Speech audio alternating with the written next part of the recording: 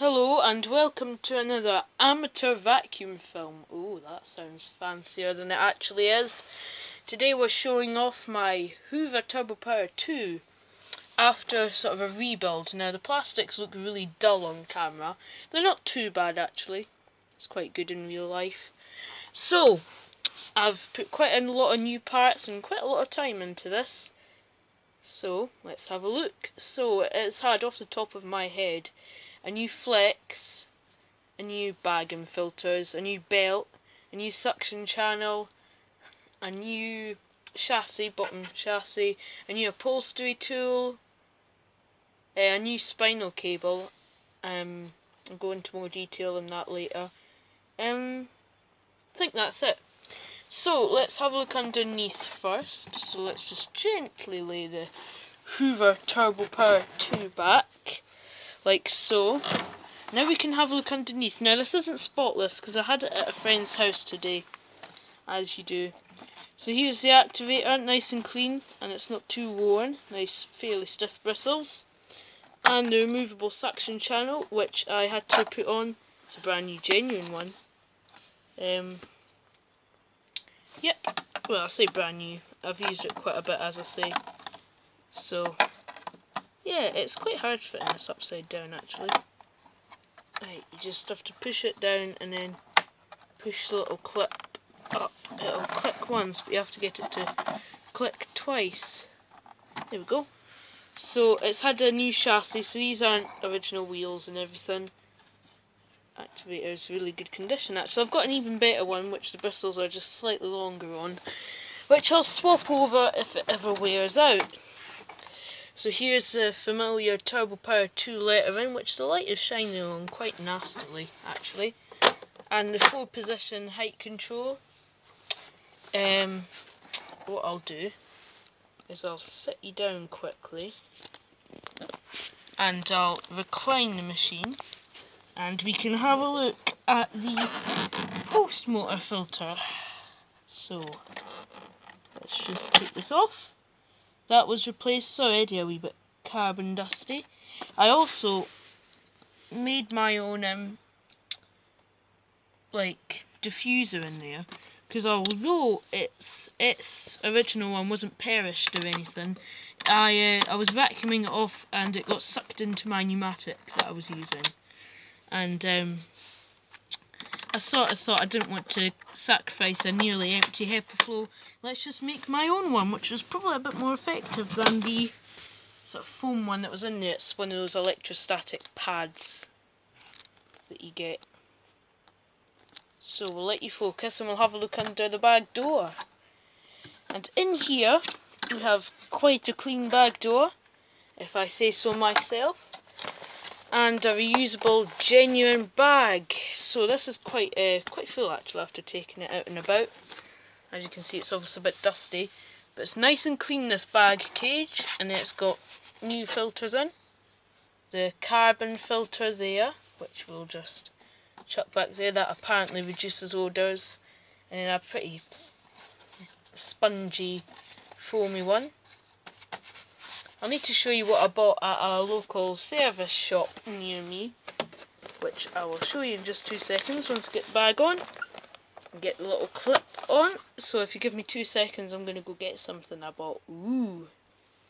I bought these, they were like £6, and considering I paid like a £5 for 3 genuine reusable bags, I think that's pretty good. Now that deceivingly says, I think it says F2 on it if it'll focus. Let's try and focus you in. It says F2, it kind of looked like £2, so I grabbed it with 2 hands, and then the crabbit lady in the service shop said, oh, it's £6. But what it has is it's got 5 genuine bags, 2 exhaust filters and a carbon filter. So let's have these out. They're H18. Now they're sealed obviously, because they've got the, you see they've got that, so that obviously means you can only use them once, because once you put that over, that's it.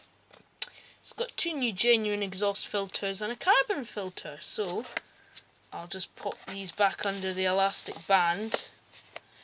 You would have thought they would actually just put a a foam filter instead of putting 2 of these post filters, because actually it says it only comes with 1, but mine has 2. Was there a mistake in the factory possibly? I don't know. I'm happy anyway. It has 2 instead of 1. Oh, brilliant. That's such a big deal, isn't it? Well, I can give the spare one away. Not, I'll be keeping it for myself.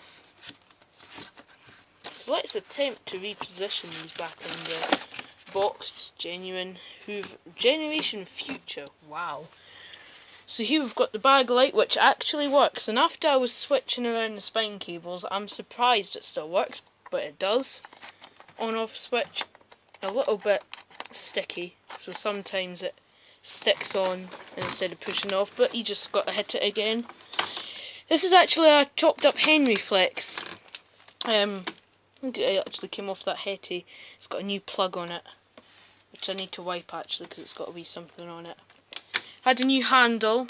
The original one was completely smashed at the top because it had been abused in transit. Here is the stretch hose. It kind of stretches a little bit. It's the thicker type. This machine is actually my old one. It had the cable coming out here instead of there, and it had the thin hose, and the suction channel going through to the motor wasn't as big as this one. It apparently improves the airflow, but blah blah blah. So this is the upholstery tool I had to put on, which we'll just click on, like so. There you go. Very good condition dusting brush. Not like I ever used the tools on this. The suction's okay, not amazing. It's okay, it's only 800 watts though. Got the scabbard and extension tube, and the hose has the curved hand grip.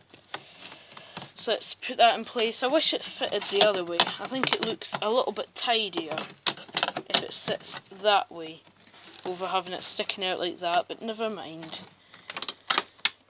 Let's just pop this hose over like so, and we'll have a look at the ratings plate. So let's actually sit you down and we can have a read. So it's model U2462 from, if you look at the serial number, U2462 505. That will be May 1995. So figure out how I did that there if you don't know how to date these. On the this is pre-candy. On the candy machines they're a bit, I don't know if it's like, I don't know, the candy machines are just a bit confusing. So let's well, I'll switch it on for you first. The activator sounds a wee bit rough still, but the motor sounds fine. So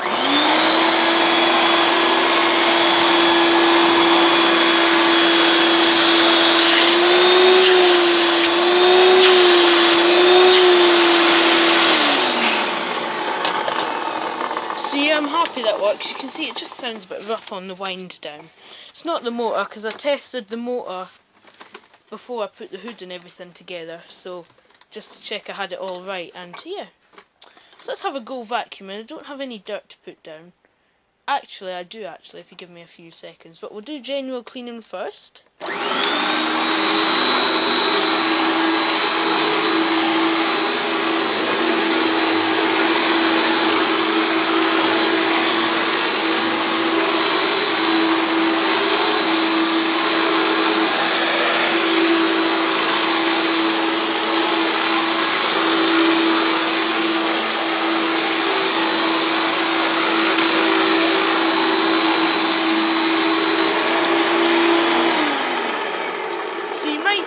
Rubbish, it's not grooming up the carpet, but these carpets don't groom up very well. They sort of do, but you can sort of just see it. So allow me to go and get some muck for a demo, and we'll have a go at a demo, see what happens. What I thought would be quite fun to do is on this little test is also do the Hoover Junior. So the 1334A, so we'll start with the Turbopower, and we'll sort of just do a pass through half of this. I know one half has a lot more grip, but I can't help that.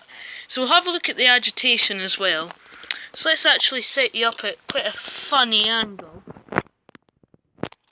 so that you can see what goes on the floor.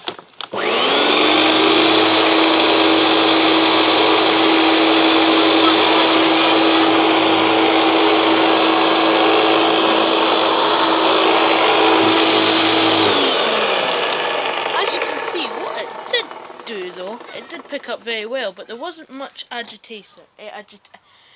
Agitation! Can't speak. So let's try out the 1334A, and we'll put you down at that same angle. And I think the agitation will be a bit better. Oh, I about knocked you over there. So we'll just plug the 1334A in. Better check I've hooked the belt on actually. Nope, I've not. Because when I store these, I don't like stretching belts. So let's just we'll not pause you because I can speak to you. So we'll just position the belt on my thumb. So yeah, a bit of an update on coming vacuums that are coming soon. I have another DC05 coming soon, another purple and green one, basically just to use for parts to fix my current one. So that's on the way soon. So yeah, but now we can give this a go. So let's recline it and make sure you can see the agitation. We'll move you really close. Oh! That was a bit too close, wasn't it? There you go. Now you can sort of see what's happening. So have a go.